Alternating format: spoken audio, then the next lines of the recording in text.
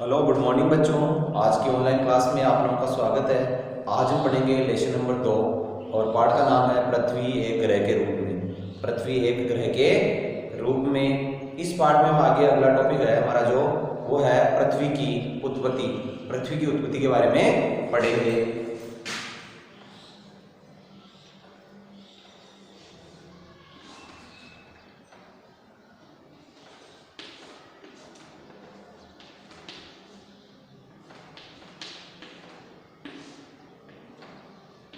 पृथ्वी की उत्पत्ति इसके बारे में देखिए आप लोग कि प्रारंभ में पृथ्वी की उत्पत्ति के संबंध में विभिन्न दार्शनिकों व वैज्ञानिकों ने अनेक परिकल्पनाएं दी। पृथ्वी की उत्पत्ति के संबंध में अनेक दार्शनिकों ने और वैज्ञानिकों ने अपनी अलग अलग परिकल्पनाएं प्रस्तुत की। इनमें से एक लोकप्रिय मत जर्मन दार्शनिक, इनमें से एक लोकप्रिय जो मत है वो जर्मन दार्शनिक इमैनुअल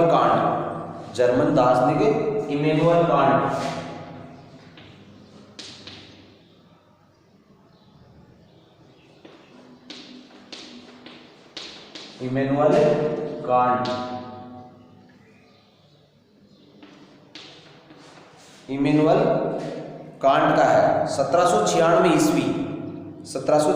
ईस्वी में गणितज्ञ लाप्लास ने इमैनुअल कांट की परिकल्पना में संशोधन प्रस्तुत किया, जिसे निहारिका परिकल्पना के नाम से जाना जाता है।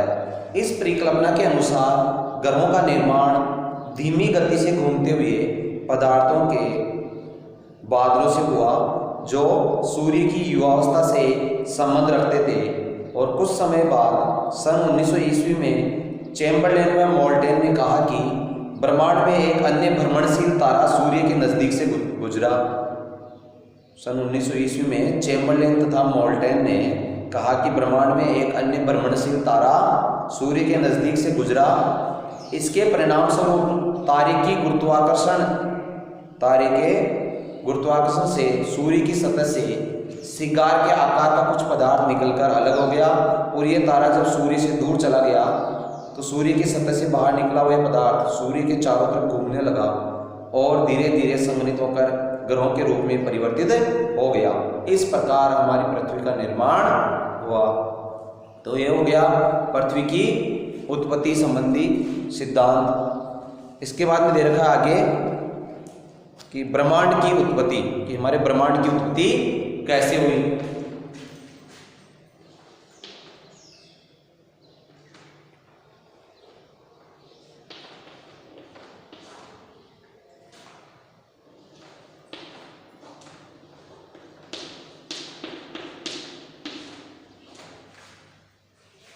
ब्रह्मांड की उत्पत्ति इसके बारे में हम देखेंगे। देखिए, आधुनिक समय में ब्रह्मांड की उत्पत्ति का जो सर्वमान्य सिद्धांत है वो है बिग बैंग का सिद्धांत। आधुनिक समय में ब्रह्मांड की उत्पत्ति का जो सर्वमान्य सिद्धांत है वो बिग बैंग का सिद्धांत है, जिसके बारे में आप लोग पढ़ेंगे।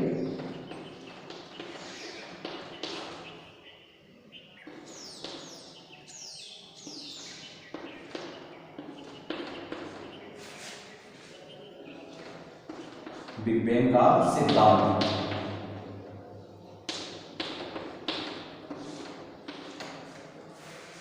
आधुनिक समय में जो ब्रह्मांड की उत्पत्ति का जो सर्वमान्य सिद्धांत है वो है बिग बैंग का सिद्धांत। तो आप लोग देखेंगे कि बिग बैंग का सिद्धांत क्या है, इसके बारे में आप लोग पढ़ेंगे। देखिए आप लोग, आधुनिक समय में ब्रह्मांड की उत्पत्ति का जो सर्वमान्य सिद्धांत है वो बिग बैंग का सिद्धांत है। ये सिद्धांत सन 1929 में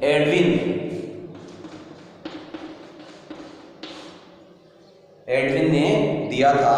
इन्होंने बताया कि वे सभी पदार्थ जिनसे ब्रह्मांड बना है एक परमाणु के रूप में एक ही स्थान पर स्थित थे। इन्होंने बताया कि वे सभी पदार्थ जिनसे ब्रह्मांड बना है ये एक परमाणु के रूप में एक ही स्थान पर विद्यमान थे, जिनका आयतन अधिक व तापमान व घनत्व अनंत था।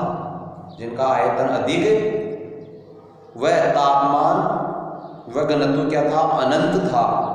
वैज्ञानिकों का मानना है कि बिग बैंग की घटना आज से लगभग 15 अरब वर्षों पहले हुई थी।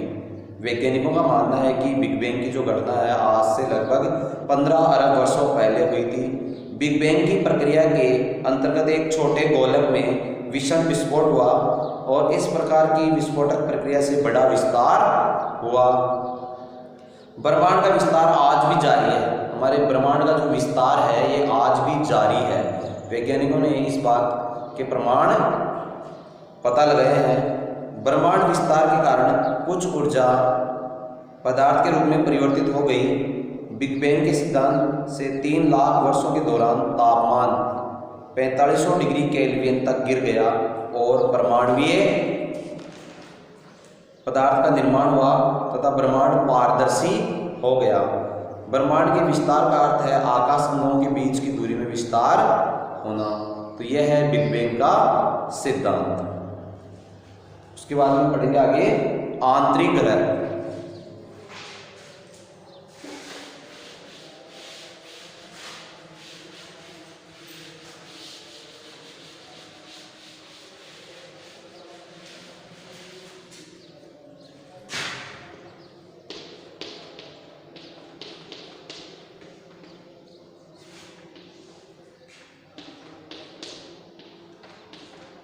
आंतरिक ग्रह तो इसमें बताएंगे आपको बुध शुक्र पृथ्वी मंगल।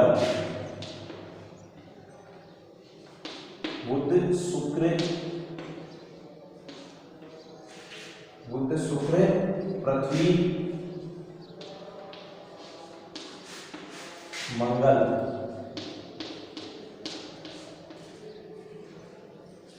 आंतरिक ग्रह कहलाते हैं।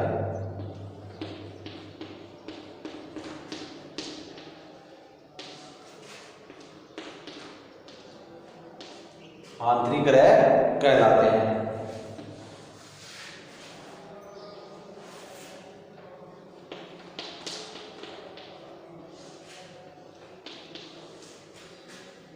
इन्हें पार्थिव ग्रह भी कहा जाता है। इन्हें पार्थिव ग्रह भी कहा जाता है।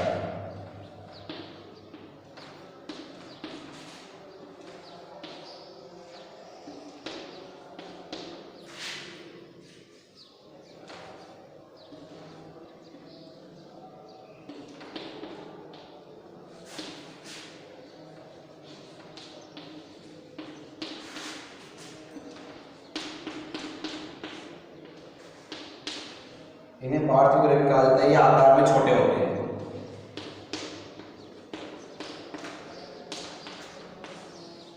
ये आकार में छोटे होते हैं।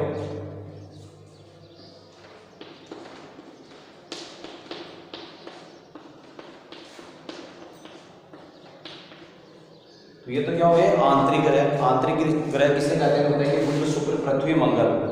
बुध शुक्र पृथ्वी मंगल आंतरिक ग्रह कहलाते हैं। इन्हें पार्थिव ग्रह भी कहा जाता है क्योंकि आकार में छोटे होते हैं। और इसके बाद बताएंगे आप लोग जोवियन ग्रह। इनको तो पार्थिव ग्रह कहते हैं, दूसरे हैं जोवियन ग्रह।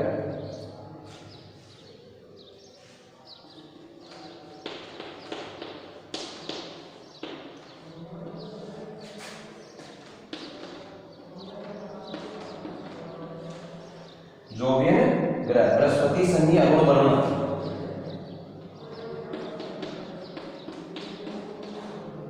बृहस्पति शनि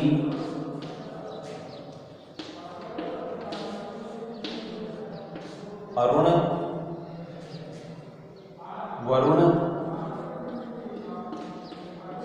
बृहस्पति शनि अरुण वरुण इन्हें जोवियन ग्रह कहा जाता है।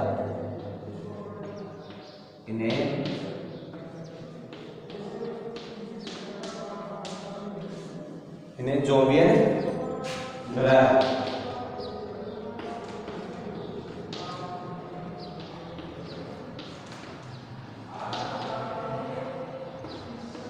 इन्हें जोवियन ग्रह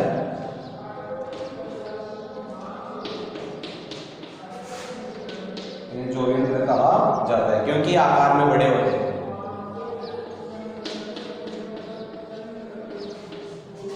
क्योंकि ये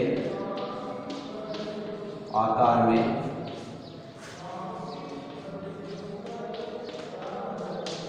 बड़े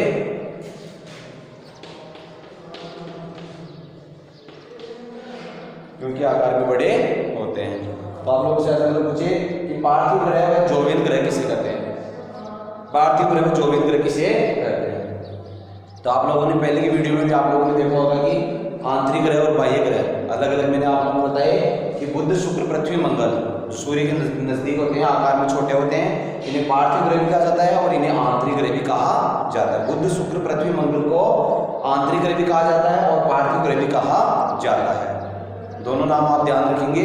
और उसके बाद में जॉवियन ग्रह, तो मैंने बताया था बृहस्पति, शनि, अरुण, वरुण, बृहस्पति, शनि, अरुण, वरुण, इन्हें जॉवियन ग्रह भी कहा जाता है और इन्हें बाह्य ग्रह भी कहा जाता है, क्योंकि सूर्य से दूर होते हैं और आकार में बड़े होते हैं। सूर्य से दूर होते हैं, आकार में बड़े होते हैं, सूर्य के पास में होते हैं, आकार में छोटे होते हैं। तो दोनों आप लोगों ने अलग अलग देखा कि पार्थिव ग्रह किसे कहते हैं और जॉवियन ग्रह किसे कहते हैं। कई बार आपसे ये नाम पूछ ले जाते हैं, आपसे ये नहीं पूछ रहे कि आंतरिक ग्रह और बाह्य ग्रह, कई बार ये नाम पार्थिव ग्रह और जॉवियन ग्रह किसे कहते हैं। तो आप कंफ्यूज नहीं हुए। आप लोग ध्यान रखें कि जो आंतरिक ग्रह होते हैं बुध, शुक्र, पृथ्वी, मंगल, जो सूर्य के नजदीक होते हैं, आकार में छोटे होते हैं, ये पार्थिव ग्रह होते हैं या आंतरिक ग्रह कहलाते हैं। और जॉवियन ग्रह बाह्य ग्रह, बृहस्पति, शनि, अरुण, वरुण दूर होते हैं और आकार में बड़े होते हैं।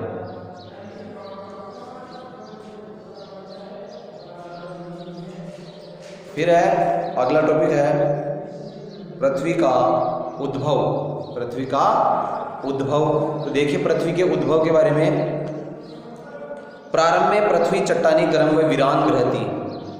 प्रारंभिक समय के अंदर पृथ्वी चट्टानी थी और एकदम गर्म व वीरान थी। किसी प्रकार के पृथ्वी के ऊपर कोई जीव जंतु नहीं पाए जाते थे, एकदम वीरान थी, जिसका वायुमंडल अत्यधिक विरल था। इसका वायुमंडल क्या था? अत्यधिक एकदम विरल, जो हाइड्रोजन व हीलियम गैसों से बना था, जो हाइड्रोजन व हीलियम गैसों से बना हुआ था।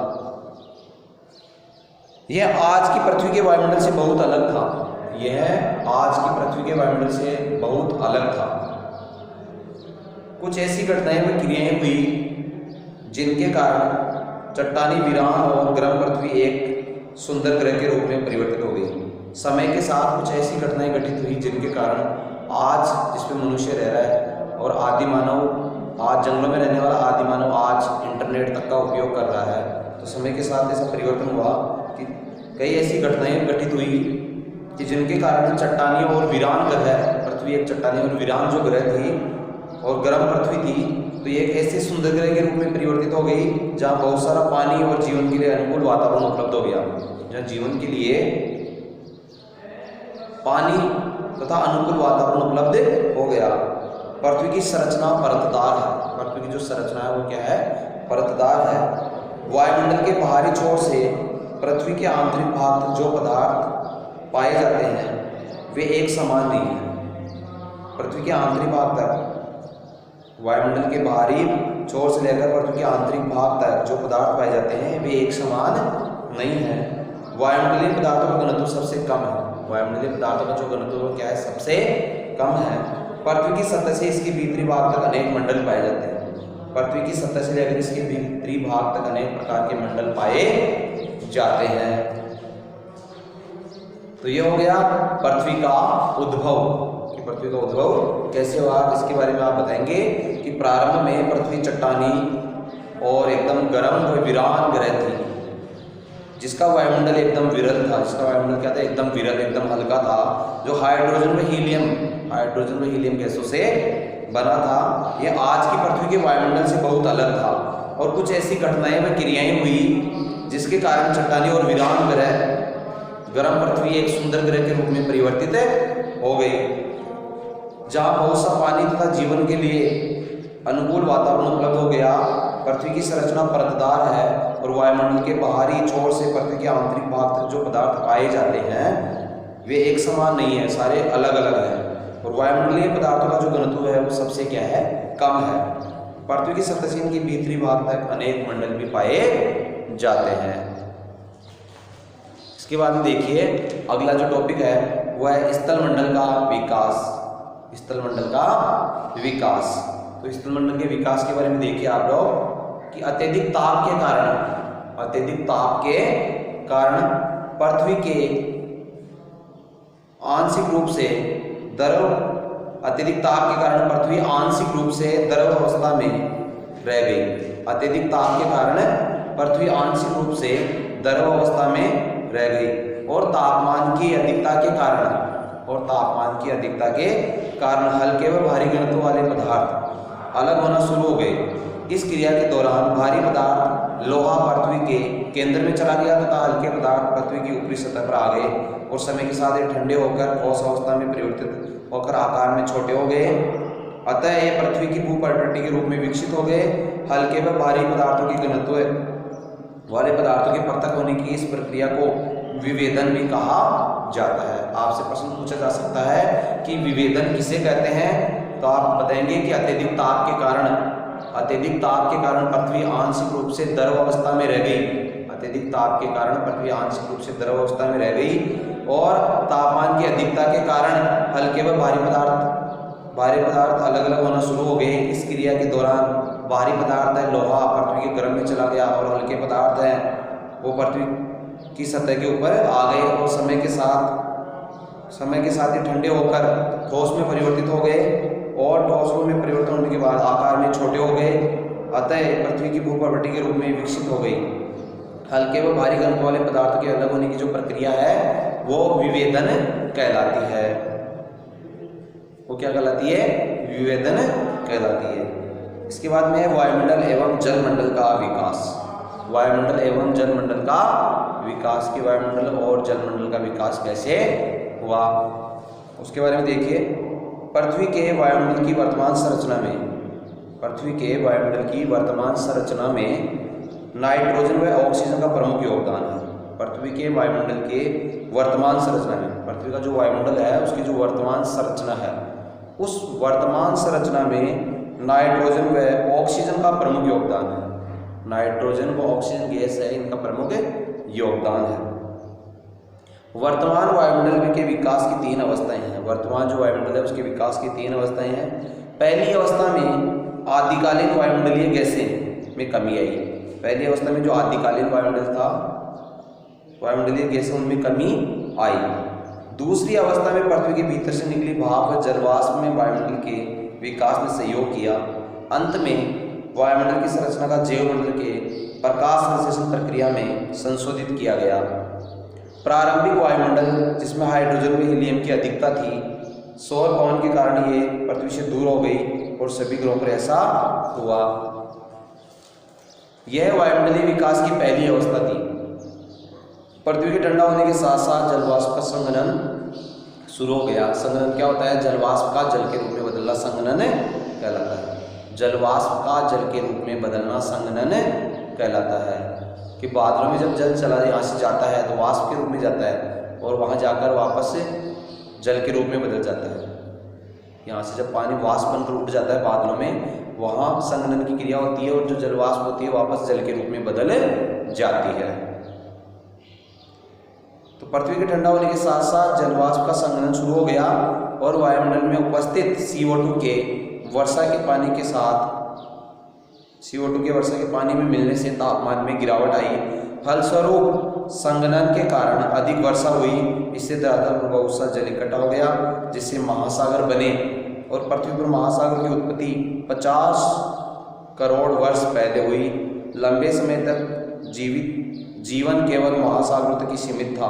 प्रकाश संश्लेषण की क्रिया द्वारा ऑक्सीजन में बढ़ोतरी महासागरों की देन है। यह आप लोगों ने पढ़ा वायुमंडल एवं जलमंडल का विकास कि वायुमंडल एवं जलमंडल का विकास किस प्रकार हुआ। पृथ्वी के ऊपर सर्वाधिक मात्रा में कौन कौन सी गैसें पाई जाती है? तो वायुमंडल में सर्वाधिक जो गैसें हैं नाइट्रोजन। वायुमंडल में सर्वाधिक मात्रा में नाइट्रोजन 78%, नाइट्रोजन 78% और O2 21% और CO2 0.03% मात्रा में पाई जाती है। वायुमंडल में इन गैसों की मात्रा सर्वाधिक पाई जाती है और अन्य गैसें हैं वो 1% मात्रा में पाई जाती है, कम पाई जाती है। तो इस पार्ट में आप लोगों ने देखा कि हमारी पृथ्वी की जो उत्पत्ति है, पृथ्वी की उत्पत्ति के बारे में आप लोगों ने जानकारी प्राप्त की कि हमारी पृथ्वी की उत्पत्ति कैसे हुई। तो पृथ्वी की उत्पत्ति के संबंध में मैंने आप लोगों को बताया कि विभिन्न दार्शनिकों वैज्ञानिकों ने अनेक परिकल्पनाएं प्रस्तुत की। इनमें से एक प्रारंभिक और लोकप्रिय जो मत था वो जर्मन दार्शनिक इमैनुअल कांट का था, और 1796 इसमें गणितज्ञ लाप्लास ने इसमें संशोधन प्रस्तुत किया जो निहारिका परिकल्पना के नाम से जाना जाता है। और इस परिकल्पना के अनुसार ग्रहों का निर्माण धीमी गति से घूमते हुए पदार्थों के बादलों से हुआ जो सूर्य की युवावस्था से अपना संबंध रखते थे। और सन 1900 ईस्वी में चैम्बरलेन और मोल्टन ने कहा कि ब्रह्मांड एक भ्रमणशील तारा सूर्य के नज़दीक से गुजरा, कि ब्रह्मांड में एक भ्रमणशील तारा सूर्य के नज़दीक से गुजरा। इसके परिणाम स्वरूप तारे के गुरुत्वाकर्षण से सूर्य से सिगार के आकार का कुछ पदार्थ निकलकर अलग हो गया। यह तारा जब सूर्य से दूर चला गया और सूर्य सतह के बाहर निकला हुआ पदार्थ सूर्य के चारों तरफ घूमने लगा और ये धीरे धीरे संघनित होकर ग्रहों के रूप में परिवर्तित हो गया।